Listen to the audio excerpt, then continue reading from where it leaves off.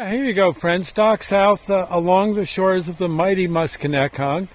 And I'm in an area that's kind of interesting. It's where our beach area normally is. You can see faster moving water way upstream, but maybe 100 yards or so. And then a smooth area where the water just kind of travels unimpeded past a few rocks here and there. Little bit of foam showing up in the water. And again, most of it goes over on the other side, on the other shore, and just travels, gains some speed going downstream. But there's an area here where for some reason it's kind of a backwater. Do you see it? Isn't it something? There's all kinds of foam here. And for some reason the foam doesn't go away. You can see it kind of just whirling. It's almost like a merry-go-round for bubbles as you look. Some of it you can see travels downstream. Some goes upstream against the flow.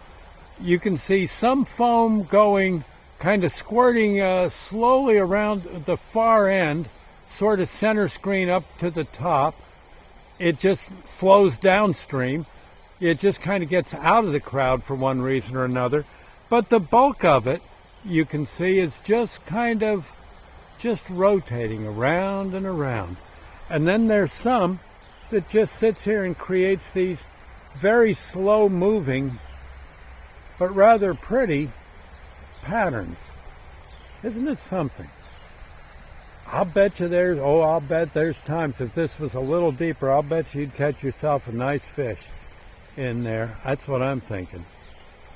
Of course, where I'm standing right now on these skinny little rocks, I think even if a sunfish came by and tugged on the line, I'd probably go into the drink. It's funny, it's a bit of a contrast from above the rock area, the rock wall, so to speak. I don't think it's a wall that anyone made, it just somehow happens to be there.